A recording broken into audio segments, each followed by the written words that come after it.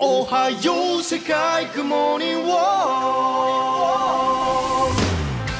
Halo coy, balik lagi sama Animin di sini. Dan kali ini gua akan lanjutin manga Dr. Stone chapter 205. Nah, pada chapter sebelumnya kita kan udah lihat bahwa setelah tiba di negara India, tim pengembangan kota baru pun segera mencari patung batu Sai, orang yang memiliki otak sejuta orang dengan kemampuan matematika yang sangat hebat menurut informasi Ryusui. Lalu setelah berhasil menemukan patung batu Sai dan dibangkitkan, Sai yang awalnya merasa senang telah dibangkitkan pun berubah menjadi sangat ketakutan setelah melihat bahwa salah seorang dari orang-orang yang telah membangkitkannya tersebut adalah seseorang yang ia kenal, yaitu Ryusui. Dan ternyata Sai pemilik otak sejuta orang dengan kehebatan matematikanya tersebut adalah saudara laki-laki dari Ryusui, sang raja kerakusan. Lalu kejadian-kejadian menarik apa aja yang terjadi pada chapter kali ini? Kita putar intronya dulu coy. Aku suka susunya hingga tetes terakhir. Aku suka coklatnya hingga tetes terakhir. Susu bendera coklat nikmat hingga tetes terakhir. Susu bendera coklat hingga tetes terakhir. Setelah mengetahui bahwa Sai, seorang ahli matematika yang sangat hebat tersebut adalah saudara Ryusui, semua orang pun terkejut setelah mendengar informasi yang sangat tidak terduga tersebut, karena sebelumnya Ryusui tidak pernah memberitahukan hal tersebut kepada teman-temannya. Karena menurut Ryusui, itu adalah hal yang tidak terlalu penting. Aku menginginkan Sai untuk bakat hebatnya. Apa aku salah? Kata Ryusui. Setelah mendengar perkataan Ryusui tersebut, Sai pun langsung menjawabnya dan berkata, "Salah sekali, aku selalu bilang kalau aku bukanlah seorang jenius, tapi sejak dulu kau selalu saja mengklaim seperti itu." Mendengar perkataan saudaranya tersebut, Ryusui pun menjawab dan berkata, "Sebagai saudaramu, aku lebih tahu. Kau selalu mencoba menyangkal bakatmu itu sejak kita berusia 4 tahun, Sai." Dimana ternyata pada saat Sai berusia 4 tahun, Sai bahkan telah berhasil menguasai perkalian 10 digit tanpa menggunakan alat bantu, dan membuat karyawan perusahaan Nanami yang mengetahuinya pun terkejut dengan bakat luar biasa yang dimiliki Sai tersebut, lalu melaporkan kejeniusan Sai tersebut kepada ayahnya.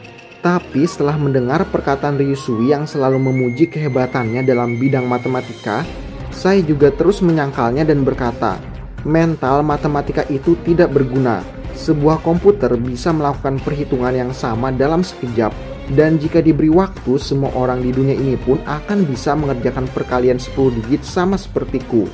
Tapi Ryusui tetap tidak mau kalah karena mengetahui bahwa Sai adalah orang yang benar-benar hebat, meskipun Sai selalu saja menyangkalnya.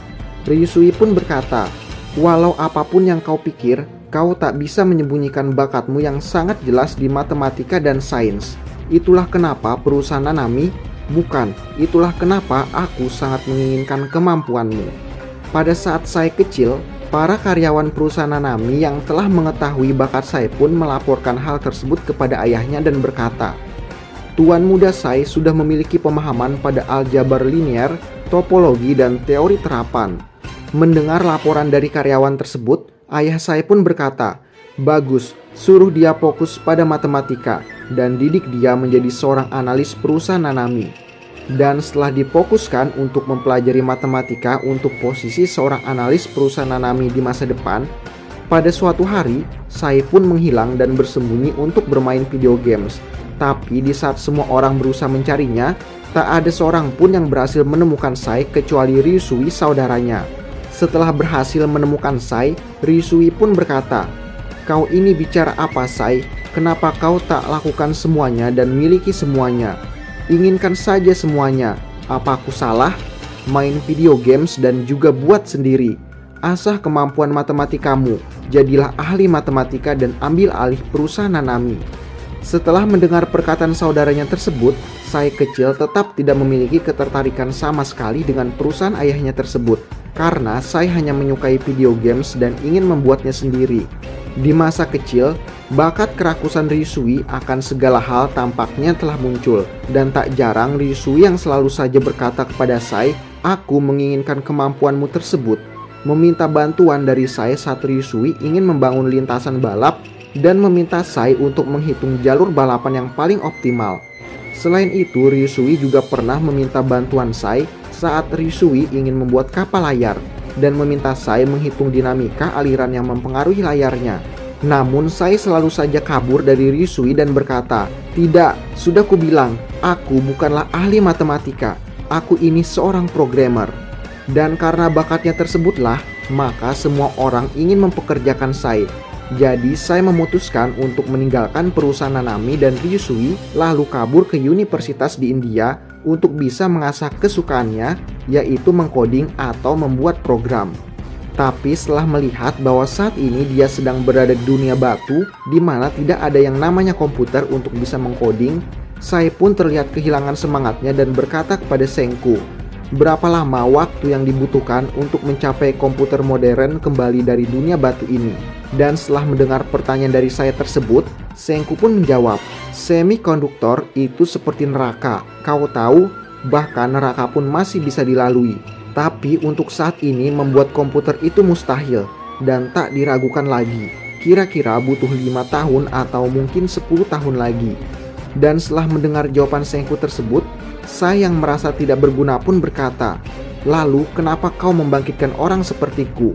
Dibangkitkan ke dunia yang bahkan tak memiliki kalkulator, memangnya apa yang bisa dicapai oleh seorang programmer di sini?" Malam hari pun tiba. Saya yang merasa tidak berguna setelah dibangkitkan pun mengurung dirinya di kamar. Lalu di ruang makan tanpa adanya Sai, Ryusui pun berkata kepada semua orang, "Sai memang seperti itu, tapi kalau sangat dibutuhkan dia cukup mumpuni. Tapi matematika sepertinya bukanlah kesukaannya. Aku jadi merasa kasihan padanya." Mendengar perkataan Ryusui tersebut, Kohaku pun bertanya, "Jadi kesalahan sekecil apapun, artinya semua orang akan mati?" Ya, dan mau dilihat bagaimanapun, saya sendiri tak akan mampu menghitung arah penerbangan kita. Tidak seperti misi Apollo, kita punya Wyman sebagai faktor tak terduga. Situasinya bisa berubah ke arah manapun. Jadi kita akan butuh seorang yang siap untuk merespon dan menghitung dengan kecepatan maksimal selama 24 jam penuh, jawab Senku. Mendengar perkataan Senku tersebut, Ryusui pun berkata, "Kita bisa mencari banyak orang lain untuk membantu dengan perhitungan manual, tapi kita masih berjalan di ujung tanduk." Setelah perkataan Ryusui tersebut, perbincangan di ruang makan pun berhenti dan setiap orang pun kembali ke kamarnya masing-masing. Sedangkan Prancois pergi ke kamar Sai untuk mengantarkan makan malam dan meletakkan makan malam Sai di depan pintu kamar Sai. Dan Sai yang sedang merasa tidak berguna di dalam kamarnya pun berkata kepada dirinya sendiri, 5 tahun lagi sebelum ada komputer, bahkan mungkin 10 tahun. Apa yang mereka inginkan dariku selama menunggu waktu itu? Tak bisa mengcoding selama 5 hingga 10 tahun, aku hanya harus bertahan. Lalu setelah memberikan motivasi dan harapan kepada dirinya sendiri, Sai pun bangkit dari tempat tidurnya sambil membawa alat tulis dan mulai berjalan ke arah dinding kamarnya dan berkata, "Salah, siapa bilang aku tak bisa melakukannya mulai dari sekarang? Coding adalah satu-satunya yang bisa kulakukan." Pagi harinya saat Prancois kembali ke kamar Sai untuk mengantarkan sarapan, Prancois pun terkejut setelah melihat makan malam yang ia antarkan kemarin malam sama sekali tidak disentuh oleh Sai. Dan setelah memberitahu semua orang pun berkumpul di depan pintu kamar Sai untuk mengecek kondisi Sai.